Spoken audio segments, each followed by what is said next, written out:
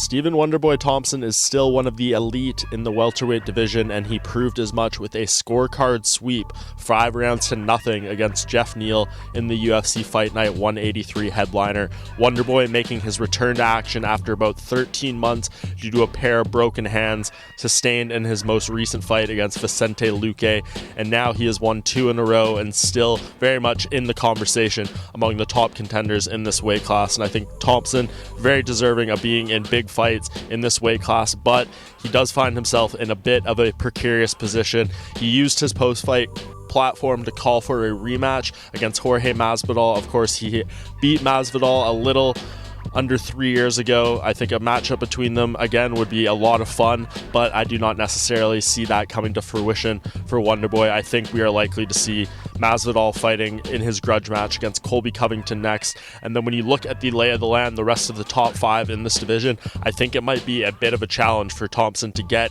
one of the very, very high profile names that he wants. A lot of fights booked up right now, and I think the fact that Wonderboy seemingly hurt himself in this fight, some sort of thigh injury. He did not speak to the media at the press conference after the fact, so we do not know the extent of it.